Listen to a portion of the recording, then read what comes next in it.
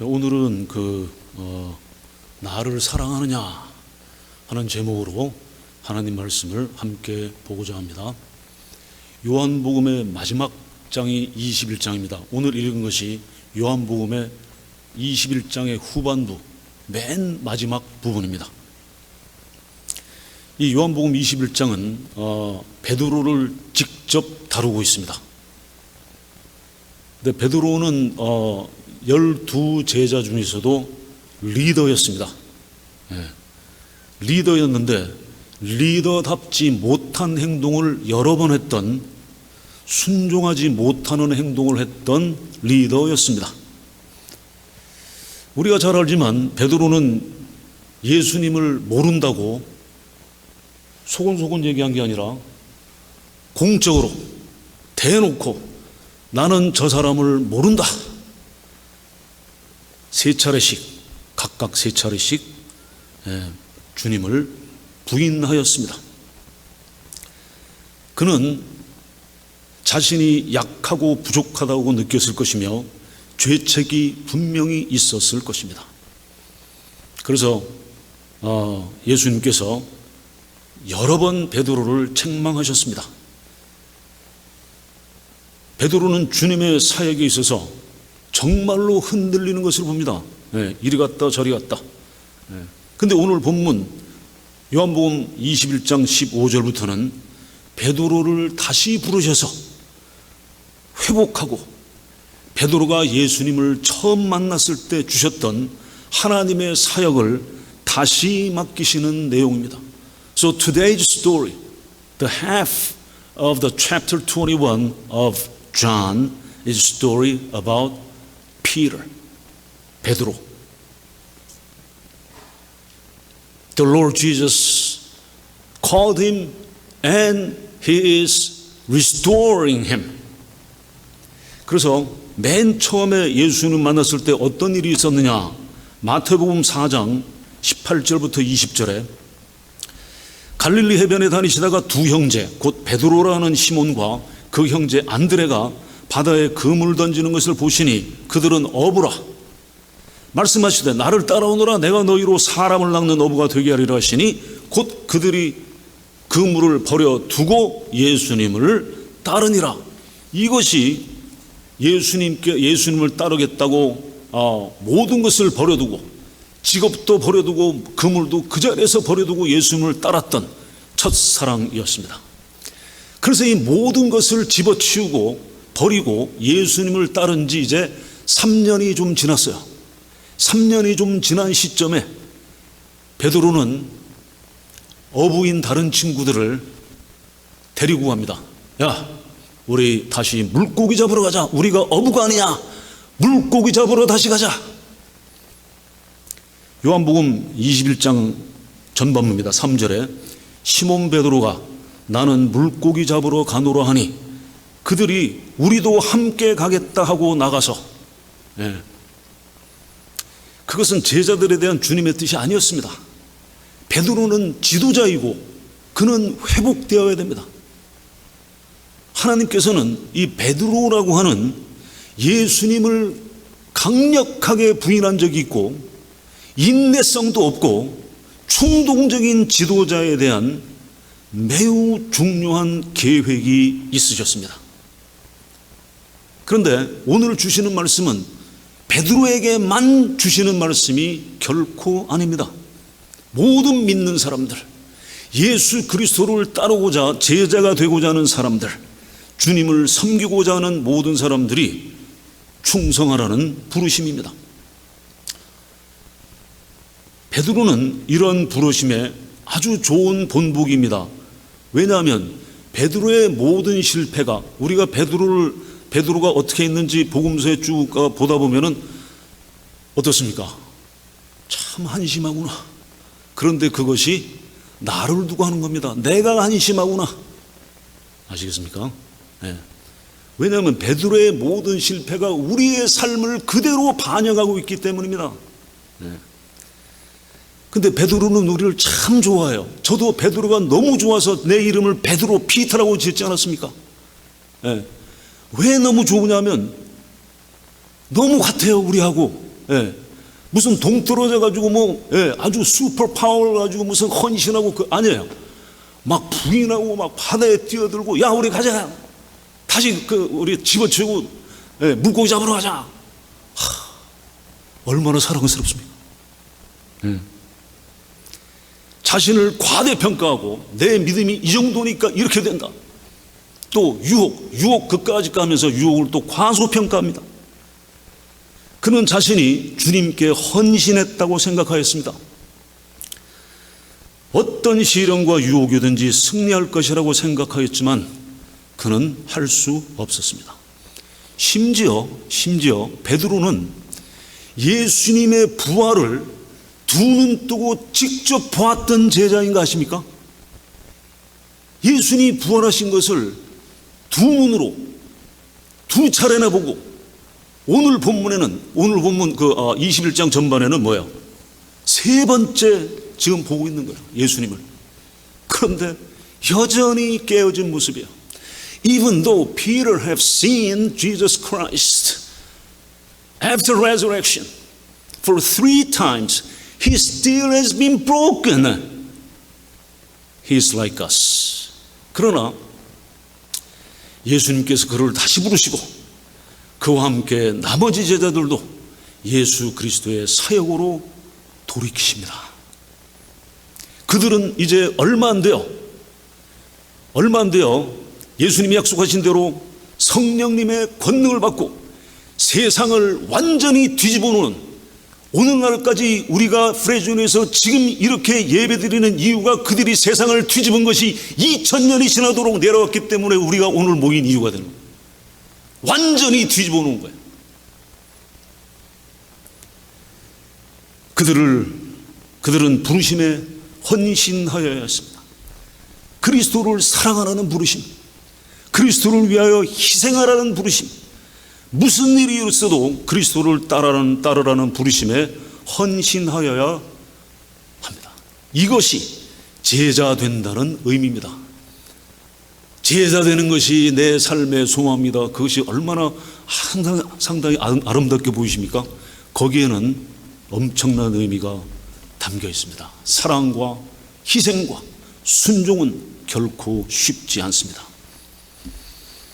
누가복음 14장 26절 27절 예수님께서 무릇 내게 오는 자가 자기 부모와 처자와 형제와 자매와 더욱이 자기 목숨까지 미워하지 아니하면 능히 내 제자가 되지 못하고 누구든지 자기 십자가를 지고 나를 따르지 않는 자도 능히 내 제자가 되지 못하리라. 엄청난 희생을 요구하십니다. 그렇지 않으면 제자가 아니라는 거예요. 십자가를 진다는 것은 뭡니까? 죽음을 의미합니다. 죽음. 십자가가 죽음이에요. 죽음. 예수님께서는 그러니까 뭘 요구하시는 거예요? 죽도록 따를 것을 요구하시는 거예요. 죽도록 따를 것을. 자, 여기에 대해서 예수님께서 말씀하신 게 있어요. 뭐냐면 예수님을 막 웅성웅성 막 따라가는 사람들에게 나를 따르는 것이 무슨 의미인지를 저들이 정말로 깨닫고 따르는가. 자, 그래서 누가복음 14장 28절부터 30절 성경이 있으시면 펴십시오. 누가복음 14장 28절부터 30절입니다. 너희 중에 누가 망대를 세우고자 할진대 자기의 가진 것이 준공하기에까지 족할는지 먼저 앉아 그 비용을 계산하지 아니하겠느냐. 그렇게 아니하여 그 기초만 쌓고 능히 이루지 못하면 보는 자가 다 비웃어 이르되 이 사람이 공사를 시작하고 능히 이루지 못하였다 하리라. 이게 무슨 말씀일까요? 어떤 사람이 망대를 세우고자 하는데 예산을 따져보지도 않아요. 얼마 있는지. 그러니까 무조건 짓고 보자 해가지고 지었는데 돈이 떨어졌어요. 언제? 기초만 딱 쌓고 보니까 돈이 딱 떨어졌어. 그러면 사람들이 비웃어가지고 계산도 못하고 저렇게 예산도 안 세우고 저렇게 참 어리석구나. 그렇게 비웃는다 그래요. 그럼 무슨 말씀입니까 이게?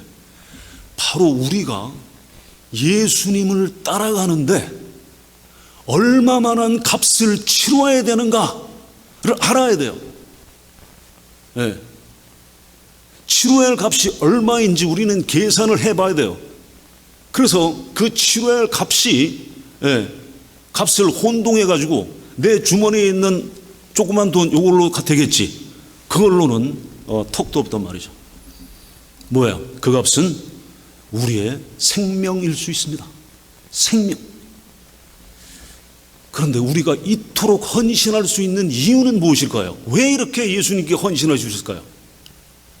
바로 사랑입니다. 예수 그리스도를 향한 사랑이 우리가 헌신하게 합니다.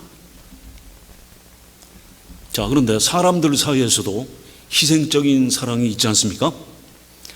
누군가를 내가 크게 사랑하면 어때요? 나를 포기해요. 우리 연애할 때 그거 많이 해보지 않았습니까? 나는 너를 위해 정말 죽고 못 산다. 얼마 갈지 모르지만 다 너한테 주겠다. 줄지 안 줄지 모르지만 사랑은 강력하며 강한 감정이며 사랑은 강력한 동기를 유발합니다. 한 사람에 대한 사랑이 모든 것을 희생하여 자신의 나머지의 삶을 그 한 사람과 함께 살게 합니다.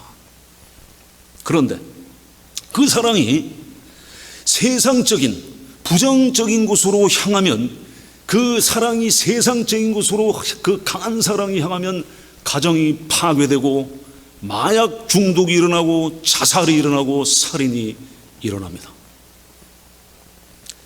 사람은 자기가 사랑하는 대상을 위하여 생명을 내어줍니다. 사랑의 대상이 남편일 수도 있고 아내일 수도 있고 부모일 수도 있고 자녀일 수도 있습니다. 어떤 사람은 사랑의 대상을 개인적인 사람에 국한하지 않고 이웃을 위해서, 국가를 위해서 자신의 생명을 바치기도 합니다. 국가를 사랑해서.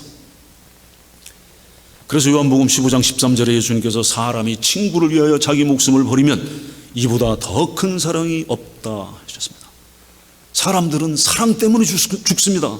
사랑은 강력한 힘이며 강력한 동기입니다. 믿는 사람들에게는 예수 그리스도의 사랑이 성도를 이끕니다. 고린도후서 5장 14절, 그리스도의 사랑이 우리를 강권하시는도다. The love of Christ controls us. 강권한다. 우리를 통제해서 끄신다. 사실상 모든 사람들은 신자건 불신자건 간에 자신이 사랑하는 것을 따릅니다.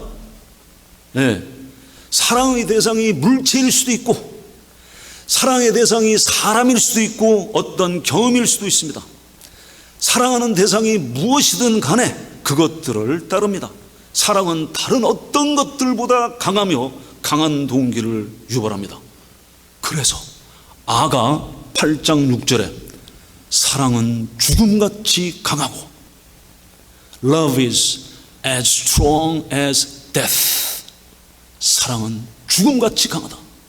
이것이 아가 8장 6절입니다. 신자들은 사랑이 자신을 헌신하여 주님을 섬기게 합니다. 그래서 예수님께서 우리의 믿는 자들의 책임을 말씀하십니다. 마태복음 22장 37절, 예수님께서 이르시되 내 마음을 다하고 목숨을 다하고 뜻을 다하여 주 너의 하나님을 사랑하라 하셨으니 이것이 크고 첫째 되는 계명이요. 우리는 하나님을 어떻게 대접해야 됩니까? 마음을 다하고 목숨을 다하고 뜻을 다해서 사랑하라는 거예요. 한 20%, 10%. 이것이 우리가 살아야 할 사랑의 삶입니다. 하나님께서 우리가 하나님을 사랑하라고 부르십니다. 마태복음 22장 39절, 둘째도 그와 같으니 내 이웃을 내 자신같이 사랑하라 하셨으니 이 두 계명이 온 율법과 선지자의 강령이더라. 사랑은 삶을 움직이는 원동력이며 사랑은 하나님의 나라 천국에서 작동하는 힘입니다. 그런데 여기 중요한 질문이 있습니다. 무슨 질문이냐? 하나님 사랑 여러 번 듣고 외치고 하는데 도대체 하나님을 사랑하는 것이 무엇인가? 어떻게 해야 하나님을 사랑하는 것인가? 자, 예수님께서 무엇이 하나님을 사랑하는 것인지 명확하게 말씀하십니다. 그래서 더 이상 혼동하시면 안 됩니다. 요한복음 14장 21절, 나의 계명을 가지고 지키는 자라야 나를 사랑하는 자니, 나를 사랑하는 자는 내 아버지께 사랑을 받을 것이요 나도 그를 사랑하여 그에게 나를 나타내리라. 어떻게 하는 것이 하나님을 사랑하는 거라고요? 말씀을 가지고 지키는 자라야 사랑하는 자다. 말씀을 가지고 지키지 않으면서 하나님 사랑한다고 하지 마라. 그것은 거짓말이다. 23절, 예수님께서 대답하여 이르시되 사람이 나를 사랑하면 내 말을 지키리니 내 아버지께서 그를 사랑하실 것이요. 다시 반복하십니다. 사람이 나를 사랑하면, 예수님을 사랑하면 내 말, 하나님의 말씀을 지킨다. 하나님의 사랑은 하나님의 말씀을 순종하는 것입니다. 말씀을 순종하려면 말씀을 알아야 돼요. 말씀을 알려면 말씀을 매일 읽고 공부하고 암송하고 듣고 묵상해야 됩니다. 이것이 그렇게 어렵습니까? 우리는 전심, 전력으로 하나님을 사랑하도록 부르심을 받았습니다. 사랑이 순종하게 하고, 사랑이 희생하게 하고, 사랑이 예배하게 하고, 사랑이 교제하게 합니다. 자, 오늘 본문 다시 돌아가서 예수님께서 이제 사도 베드로와 대화하십니다. 베드로는 회복이 필요했습니다. 회복, restoration. 이것은 육주 심리 회복 프로그램이 아닙니다. 예수님께서 베드로에게 한 가지 질문을, 한 내용의 질문을 3번 하셨습니다. 뭐죠? 내가 나를 사랑하느냐? 내가 사랑하는 것을 따르고 내가 사랑하는 것을 섬기며 내가 사랑하는 것을 위하여 희생할 것이기 때문에 내가 나를 사랑하느냐 하고 묻는, 그리스도인이 삶을 헌신하는 이유는 그리스도의 사랑이 강권하시기 때문입니다. 요한복음 20장과 21장 전반부 예수님의 영광스러운 부활과 육체로 부활하신 예수님께서 제자들에게 3번째 나타나신 놀라운 이야기입니다. 그런데 21장 후반은 넘어지고 갈팡질팡하고 어쩔 줄 모르는 제자들이 있습니다. 우리가 알아야 할 것은 그리스도의 영광이 이 넘어지고 갈팡질팡하고 약하고 깨지는 이 사람들에게 주어진다는 사실입니다. 고린도서 4장 7절을 기억하십니까? 우리가 이 보배를 어디에 가졌어요? 질그릇에 가졌으니 우리는 질그릇이에요. 질그릇. 우리 안에는 선한 것이 없습니다. 이 질그릇 안에 보배를 가졌으니 하나님께서는 복음의 영광을 선포하는 일을 이러한 한심한 사람들에게 맡기셨습니다. 베드로는 자신을 과대평가했습니다. 요한복음 13장 36절부터 38절, 성경 있으시면 찾아보십시오. 요한복음 13장 36절부터 38절입니다. 요한복음 13장. 시몬 베드로가 이르되 주여 어디로 가시나이까? 예수님께서 대답하시되 내가 가는 곳에 내가 지금은 따라올 수 없으나 후에는 따라오리라. 베드로가 이르되 주여 내가 지금은 어찌하여 따라갈 수 없나이까? 주를 위하여 내 목숨을 버리겠나이다. 예수님께서 대답하시되 내가 나를 위하여 목숨을 버리겠느냐?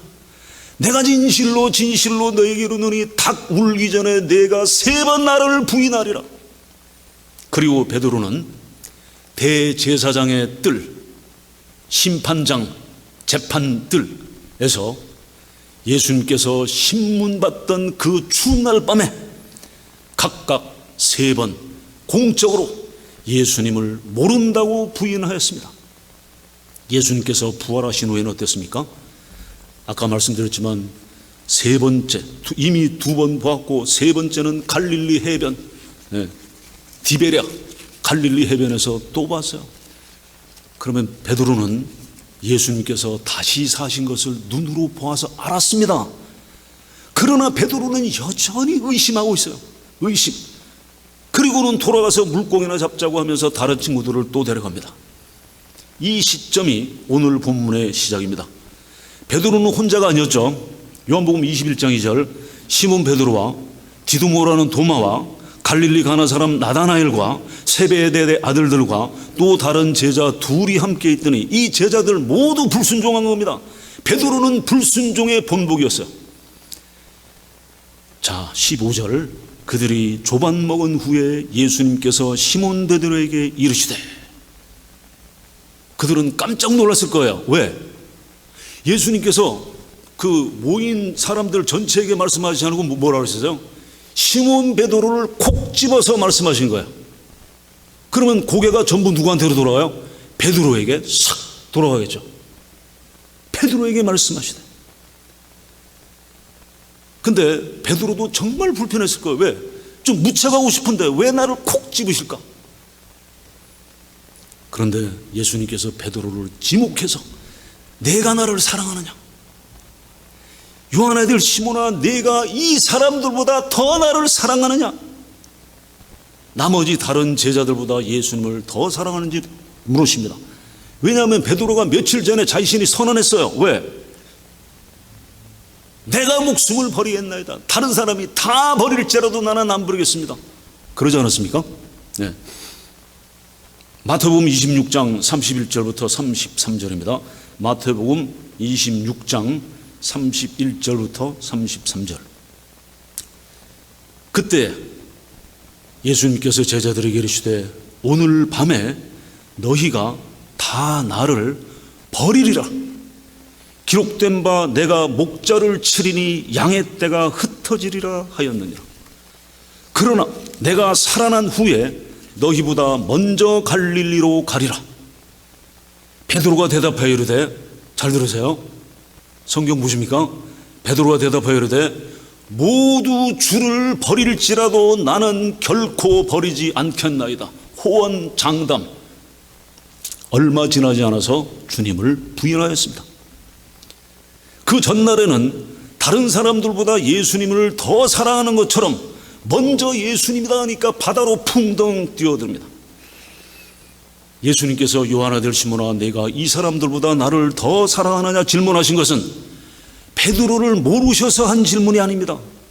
공적으로 예수님을 부인했던 베드로에게 은혜와 사랑을 주시는 것입니다.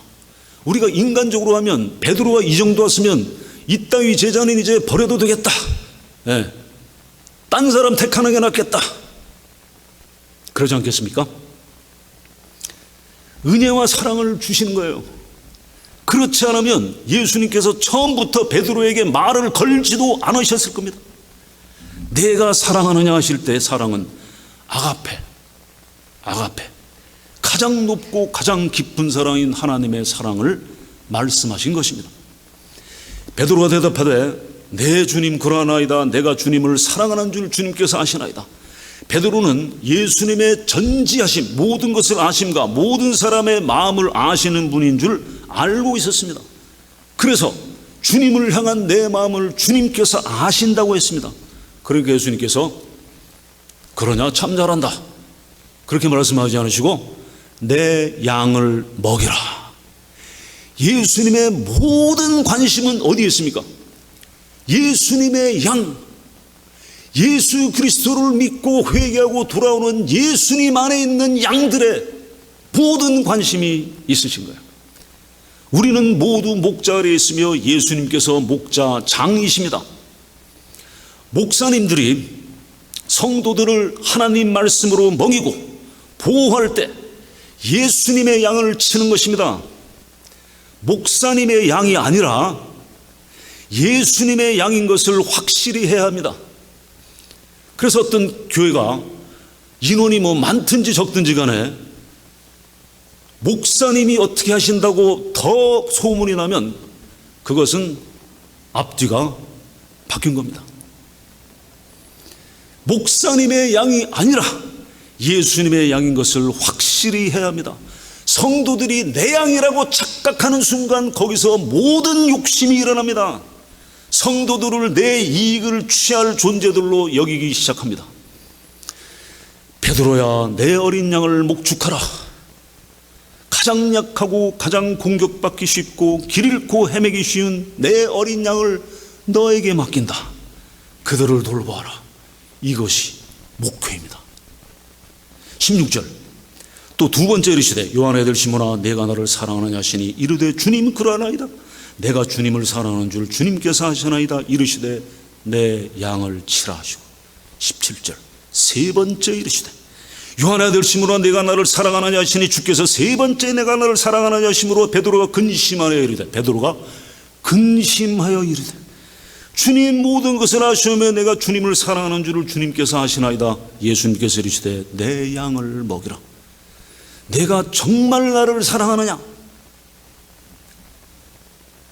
베드로의 행동은 베드로의 이전의 실패와 좌절과 그 행동들은 예수님을 사랑하는 것이 아니었기 때문에 예수님의 이 질문은 베드로의 폐부를 그 밑바닥까지 깊이 찌르는 말씀이었어요. 베드로는 완전히 찔려서 이제 벌려져서 수술을 받는 중입니다.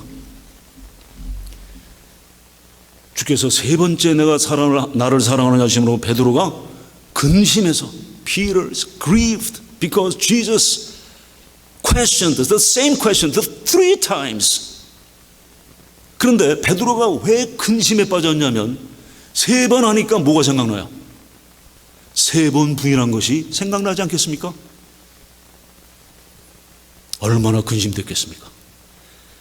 예수님께서 자기의 양들을 사랑하시고 양들을 위하여 생명을 들이셨습니다. 자신을 희생하여 피로 산 양들을 베드로에게 부탁하십니다. 네, 베드로의 행적으로 봐서 예수님께서 이제 너는 그만해라. 너는 자격이 없다. 테스트를 벌써 몇 번이나 했냐 하실 수도 있었어요. 그러나 받아주십니다. 내 양을 치라고 하십니다. 그것이 저한테 하시는 말씀 아닙니까? 내가 무엇을 섬기고 나의 삶의 우선순위가 무엇인지 알면 내가 무엇을 사랑하는지 압니다. 사랑. 두 번째는 그리스도를 위한 희생입니다. 희생은 사랑 없이는 할 수가 없습니다. 또 사랑에는 희생이 따릅니다. 그래서 누가복음 9장 23절 또 무리에게 이르시되 아무든지 나를 따라오려거든 자기를 부인하고 날마다 제 십자가를 지고 나를 좇을 것이니라. 이거 잘 아는 말씀이죠. 십자가는 무엇을 의미한다고요? 죽음입니다. 죽음. 예. 우리가 십자가를 지고 주님을 따라간다, 찬송가도 하고 십자가를 지고 주님을 따라갑시다. 십자가는 죽음입니다. 반드시 예수님 때문에 순교당할 수도 있지만, 순교당할 수도 있다는 거예요. 다 순교당한다는 말씀은 아니고. 이것이 베드로가 들은 말씀이에요. 그래서 이제 18절에 예수님께서 베드로에게 좀 더 상세하게 말씀하십니다. 내가 진실로 진실로 내게 이르노니 내가 젊어서는 스스로 띠뛰고 원하는 곳으로 다녔거니와 늙어서는 내 팔을 벌리리니 남이 내게 띠뛰우고 원하지 않은 곳으로 데려가리라. 이거 엄청 기분 나쁜 얘기 아닙니까? 예수님께서 지금 베드로에게 사랑하느냐 내 양을 먹이라 하신 다음에 아주 기분 나쁜 예언을 베드로에게 하시는 거예요. 무슨 말씀이에요 이게? 미래에 너는 죄수로 잡혀간다. 너는 묶여서 내가 원하지 않는 곳으로 끌려갈 것이다. 그리고 내 팔을 벌릴 것이다. 팔을 뻗어 벌린다는 것은 무슨 말씀입니까? 십자가의 형을 완곡하게 표현한 겁니다. 팔을 뻗는다. 그러면 베드로가 십자가에서 죽을 것을 어떻게 알 수 있습니까? 바로 그 다음 절이에요. 19절이 설명하고 있습니다. 19절. 이 말씀을 하시면 베드로가 어떠한 죽음으로 하나님께 영광을 돌릴 것을 가리키심이라. 베드로는 십자가에서 죽는 순교자가 될 것입니다. 성경에는 기록되지 않았지만 그 당시의 tradition, 그러니까 이제 그 제자들의 행적을 계속 따르는 이야기들에 따르면 이것은 거의 확실하다고 봅니다. 베드로가 로마에서 십자가에 달릴 때 예수님께서 달리신 십자가에 예수님처럼 똑바로 달려 죽을 가치도 없는 나를 거꾸로 매달아 달라. 그래서 거꾸로 매달아 죽은 것이 베드로입니다. 베드로는 시험을 당하여 여러 차례 넘어진 후에 예수님께서 회복시켜 주셨습니다. 베드로의 나머지 인생은 모든 의심이 사라지고 믿음과 확신으로 죽기까지 순종하였습니다. 베드로는 말할 수 없는 기쁨과 확신이 넘쳤을 것입니다. 소망이 마음에서 솟구쳤을 것입니다. 베드로는 그리스도께 대한 믿음과 충성 때문에 그를 죽이는 사람들을 담대하고 당당히 맞았을 것이 분명합니다. 이것이 그리스도를 위한 희생적 헌신입니다. 그리고 이제 세 번째, follow me, follow Christ. 그리스도를 따르는 겁니다.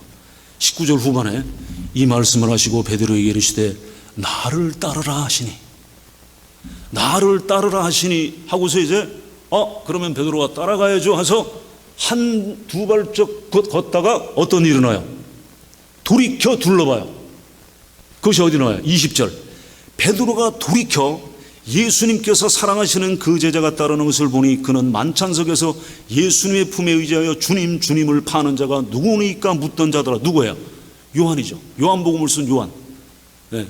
그 요한은 자기를 요한이라고 하지 않고 지금 그 표현하고 있는 겁니다. 가다가 돌이켜보니까 요한이 보이는 거예요. 잠깐, 나는 지금 엄청 기분 나쁜 순교, 십자가에서 그 죽을 것을 지금 말씀하셨는데 쟤는 어떻게 되지? 나는 죽는데 쟤는 어떻게 되지?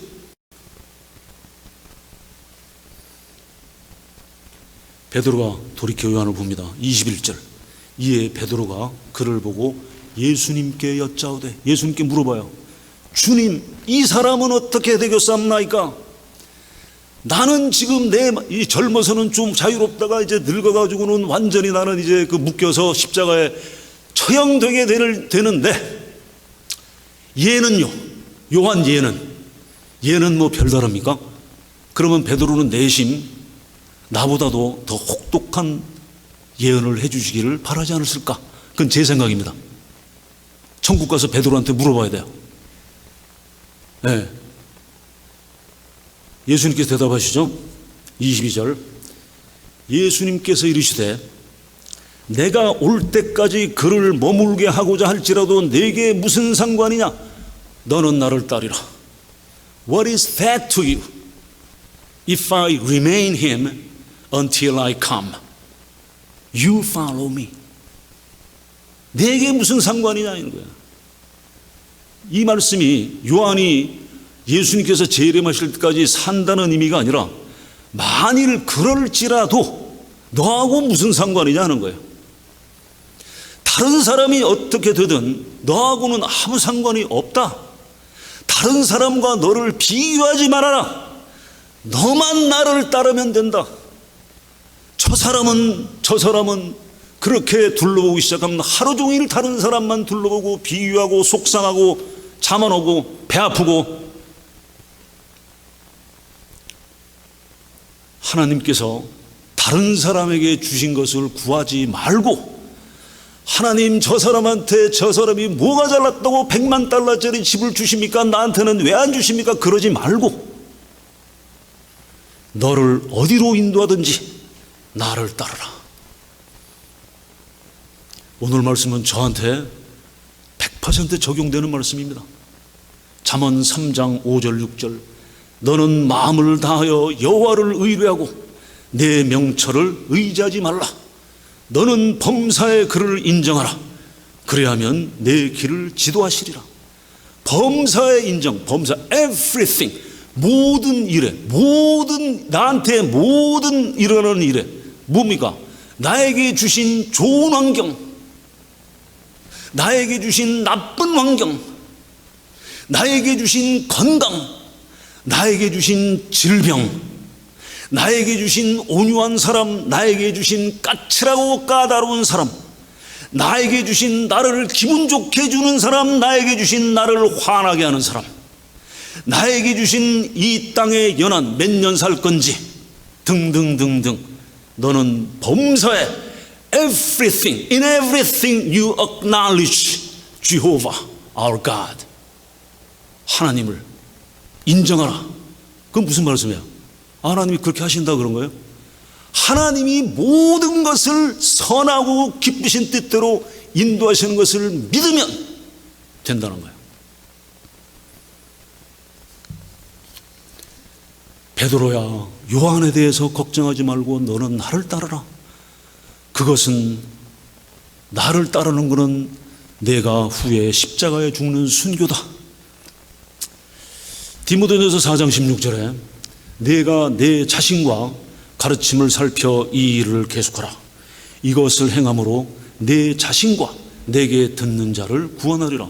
뭡니까? 내 자신을 살펴봐라는 거야. 내 자신을.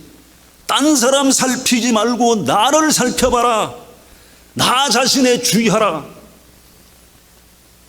근데 베드로와 요한이 이제 이때부터 의의가 갈라져 가지고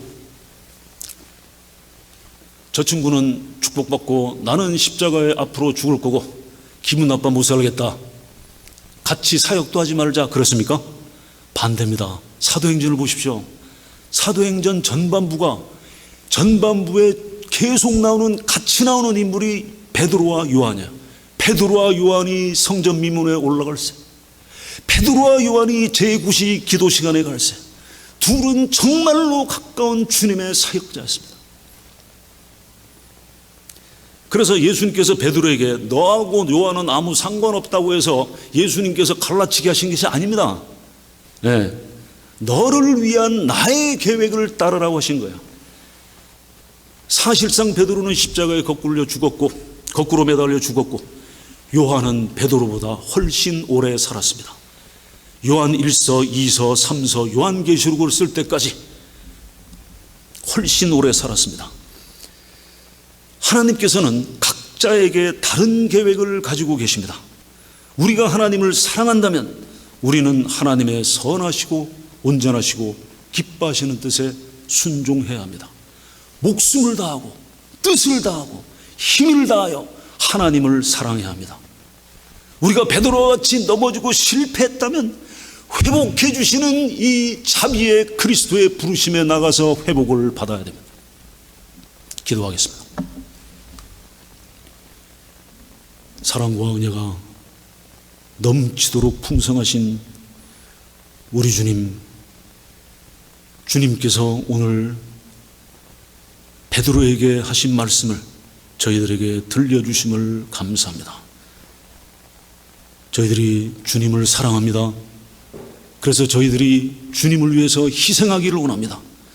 그리스도의 복음을 위해서 저희들이 목숨을 다하고 뜻을 다하고 힘을 다해서 그 복음 전하는 일을 사랑하기를 원합니다.